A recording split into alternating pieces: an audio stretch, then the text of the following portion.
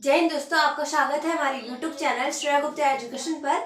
आज हम पढ़ेंगे अर्थालंकार। अर्थालंकार किसे कहते हैं तथा अर्थालंकार में और भी जो अलंकार है उसे हम पढ़ेंगे। आइए हम अर्थालंकार की परिभाषा देखते हैं। अर्थालंकार किसे कहते हैं? जहाँ अर्थ के माध्यम से, जहाँ पर भी अर्थ के माध्यम से काव्य के सौंदर्य में वृद्धि होती है। जहाँ अर्थ के माध्यम से यानी कि कोई काव्य है, उसका जो अर्थ निकल रहा है, अर्थ आ रहा है, उस अर्थ के माध्यम से उस काव्य में जो सौंदर्य उत्पन्न हो रहा है उसे अर्थालंकार कहते हैं। उसे अर्थालंकार कहते हैं। अर्थालंकार में हम पहले पढ़ेंगे उपमा अलंकार। उपमा अलंकार किसे कहते हैं, इसकी परिभाषा देखते हैं। जहाँ एक वस्तु की क्षमता, जहाँ पर भी एक वस्तु की क्षमता दूसरी वस्तु से की जाए वहाँ उपमा अलंकार होता है। यानी कि कोई एक वस्तु है, मान लीजिए कोई एक ए वस्तु है, तो उसकी क्षमता बी वस्तु से की जाती है तो उसे उपमा अलंकार कहते हैं। हम उपमा कर रहे हैं, उसकी क्षमता कर रहे हैं, यानी कि हम कहते हैं कि तुलना कर रहे हैं। उसकी जो तुलना होती है, क्षमता होती है, वो 3 आधार पर की जाती है। कौन कौन सा? आकार, रंग, गुण। इन तीनों आधार पर हम उसकी क्षमता करते हैं। वस्तुओं की क्षमता, उसकी क्षमता जो होती है 3 आधार पर की जाती है। आकार के आधार पर, रंग के आधार पर, गुण के आधार पर। इन तीनों के आधार पर हम क्षमता करते हैं। आपको समझ में आया होगा कि अर्थालंकार किसे कहते हैं। अर्थालंकार में हम पहले पढ़ेंगे उपमा अलंकार। आइए देखते हैं उपमा अलंकार के जो 4 अंग हैं उसको, वो कौन कौन से अंग हैं तथा उदाहरण। आइए दोस्तों हम पढ़ते हैं उपमा अलंकार के जो 4 अंग हैं वो कौन कौन से हैं तथा उनको हम किस प्रकार समझते हैं। आइए देखते हैं। उपमा के 4 अंग होते हैं। जो उपमा है उसका 4 अंग होते हैं। उपमेय, पहला है उपमेय, दूसरा उपमान, तीसरा समान धर्म या साधारण धर्म, चौथा है वाचक शब्द। ये चारों हैं उपमा के अंग होते हैं। हम इनको उदाहरण में कैसे समझते हैं देखते हैं। देखिए, उपमेय किसे कहते हैं, पहले हम समझते हैं कि उपमेय किसे कहते हैं। इन सबको समझते कैसे हैं। उपमेय जिसकी तुलना की जाए, मतलब कोई भी वस्तु है, मान लीजिए वो वस्तु है ए और वो बी है, मतलब ए की तुलना की जा रही है, ए की तुलना की जा रही है।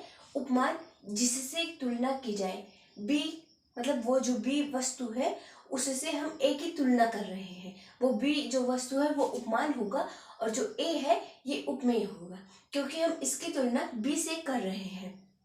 समान धर्म या साधारण धर्म, वह गुण जो उपमेय और उपमान दोनों में विद्यमान हो। साधारण समान धर्म, वह गुण, ऐसा गुण जो उपमेय, जो ए तथा उपमान और उपमेय तथा उपमान, मतलब ए और बी जो उपमेय है और जो उपमान है, उन दोनों में वो गुण विद्यमान हो, उन्हें समान धर्म कहते हैं। मतलब वो दोनों समान हो, वो गुण जो हो समान हो, दोनों में हो। वाचक शब्द, चौथा है वाचक शब्द किसे कहते हैं।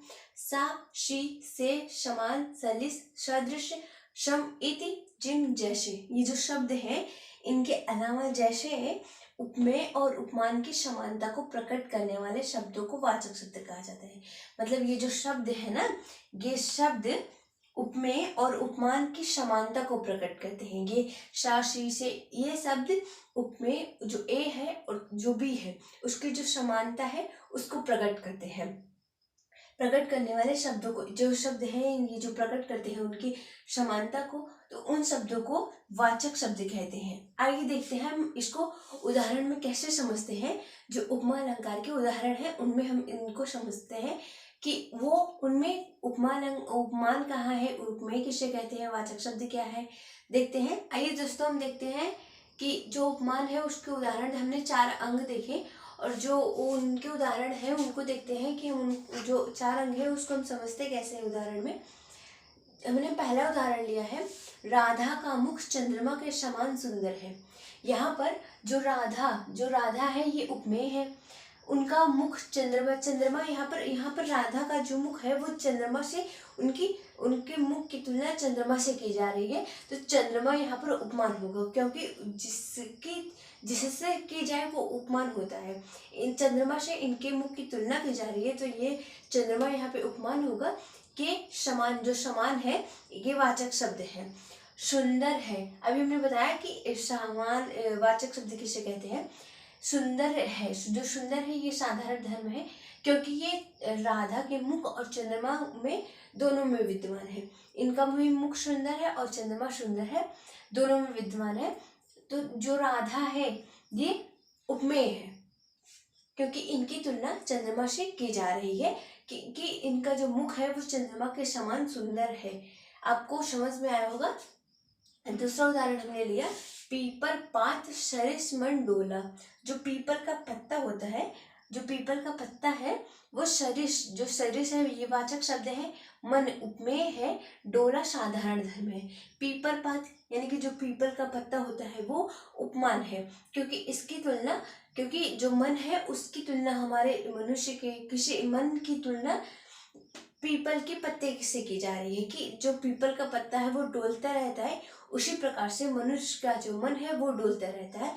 तो जो डोला है ये साधारण धर्म है, सरिस ये वाचक शब्द है। आपको समझ में आया होगा।